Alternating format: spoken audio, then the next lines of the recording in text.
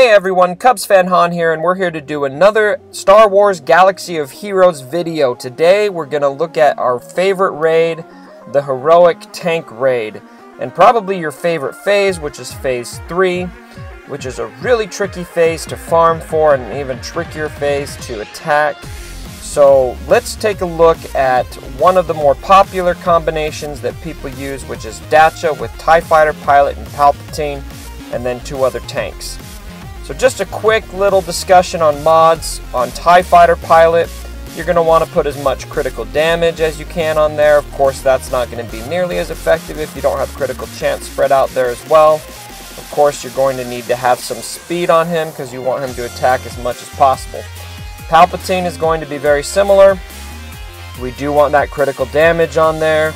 We definitely want that speed on there, but you're also going to want to see some potency because, as you'll see in a second, you need high potency so you can lay shocks on each of the droids, which is going to be very crucial to dishing out as much damage as you possibly can. For Stormtrooper Han and Royal Guard, you can really put 2 other tanks in here. You're just going to want them as tanky as possible. I don't have speed on him. I just got the protection, health, and then more protection, and why not? More protection. As much protection as you can, as much health as you can. Same with Royal Guard, you're going to want to see protection. Who cares about the speed arrow? He isn't modded the best right now, to be honest. I should have a protection triangle on him right now to be more effective, but I've got that elsewhere. I think I've actually got it on my General Kenobi right now. And then, of course, protection on the cross and definitely on the circle.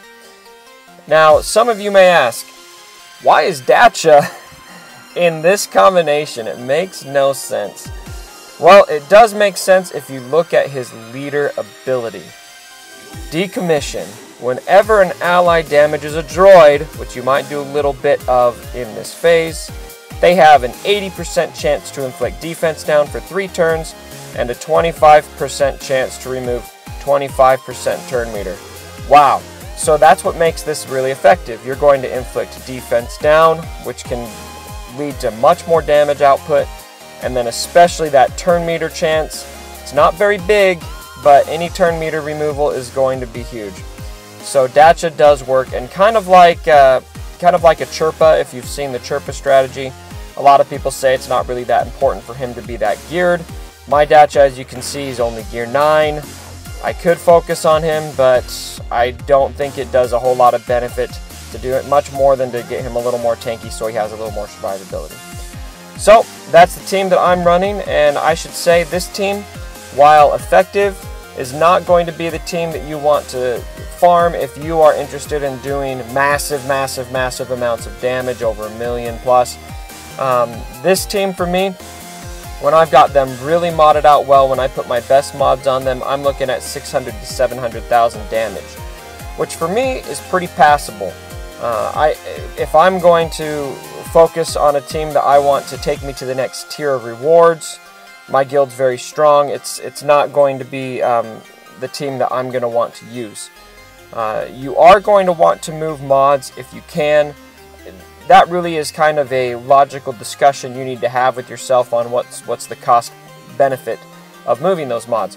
If you are 1 or 2 spots away from the next tier of rewards, moving mods is definitely going to be in your best interest. For me, I'm kind of in the middle of my tier, and my guild easily beats the Heroic Tank. It's not even an issue.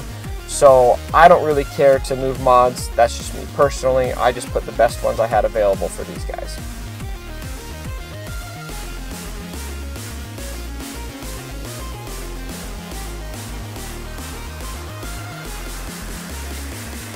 Alright, so they're going to open up and they're going to attack a few times. Now usually, this main B2 droid is going to buff one of the other droids. Unfortunately, he hasn't done it at this point, so I'm going to use my defense up. So there's that buff. So as soon as I can, I need to get him stunned. But for now, I'm going to do TIE Fighter Pilot's AoE, and now I'm going to start working on my shock. So there's one droid shock. Stormtrooper Han definitely needs to taunt. And now I'm open to attack the main boss.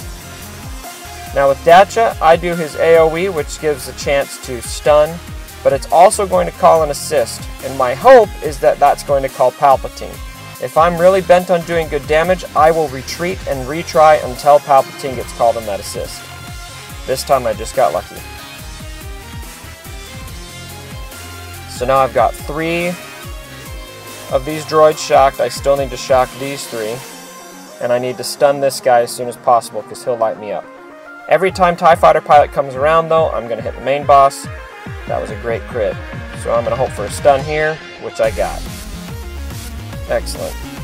Now I need to shock these last 3 droids. That resisted. Now a lot of people, I don't have time to do it right now, but a lot of people will retreat if even one of these droids resists that shock because it slows you down. If you want to do as much damage as possible and you've got the time, I totally recommend doing that. But in this case, I don't have the time, so let's just pretend that didn't happen.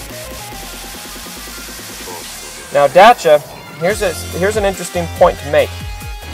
When Dathcha is attacking, and Royal Guard and Stormtrooper Han do not attack that main boss.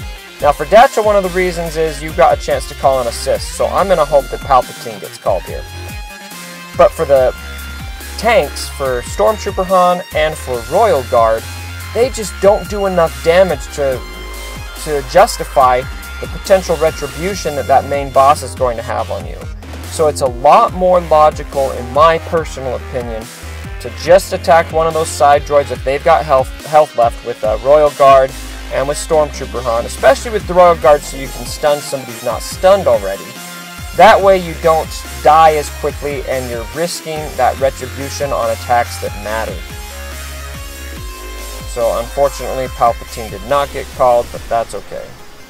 Another 30,000. Okay, now I'm going to really hope that this does not resist. Great. I'm going to try to stun this droid. Great. And my critical chance is a bit too low on my TIE Fighter Pilot right now, which is why I'm not getting as many crits. Awesome, and I absorbed that hit quite well. So I've got 6 stunned, hopefully soon. I've got 1 more left. Here's that last stun. Excellent. So now Palpatine is going to be gaining a lot of turn meter. If you look at this ability here, deal special damage to target enemy and shock them for 3 turns. Then Palpatine gains 15% turn meter for each shocked enemy. That's why you need all of them shocked, because I'm going to gain 15% for each of those. So watch Palpatine's turn meter just shoot right back up every time I hit. Now in this case, because Dathcha's going and he can call an assist, I'm going to hope he calls TIE Fighter Pilot or Palpatine. Good work. Now, I'm going to do defense up whenever it's available, because then that increases my survivability. And that was a mistake. I shouldn't have hit him with Stormtrooper Han. I'm human, people. Alright, so I'm just going to go ham on this main droid. Now, something to be aware of now, I've got 2 buff droids. I need to watch their turn meter. In my opinion, it can be worth it to just out them towards the end to do a couple extra hits before they just wipe you out. I don't think that this will kill him, so I'm actually going to use this attack on this droid. Excellent. So there goes my Stormtrooper Han. I'm still working on this main boss. TIE Fighter Pilot got called by Dathcha. That's great.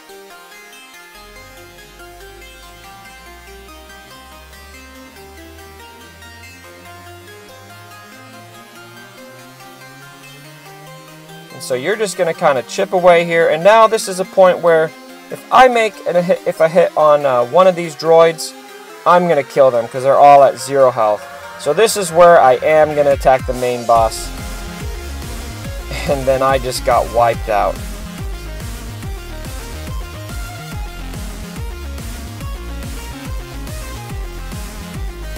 Alright, so now you will just attack until you die. This is good. You can see I've done about 4% damage here almost. That's a pretty decent run on the Heroic Tank Phase 3, especially if you have a guild that is just getting ready for Heroic Tank. That's going to be very beneficial to you. It's well over that 2% that everybody needs to hit. I'm actually not going to finish this battle because my guild is holding to start Phase 3 for another few hours, and so I will get in trouble if I show you the end of this battle. But bear that in mind. If you have any questions, please feel free to comment, ask me questions, and I'm happy to make other videos to go over other compositions or whatever you guys are looking for. But at any rate, this is how I do phase 3. It works well for me. It's not the best way to do it, but it is an effective way to do it, and it does get you good damage. Again, this is Cubs Fan Han. Thanks for watching. Hope you enjoyed it. And everyone, don't ever forget. Solo for my dead body. Sorry about the mess.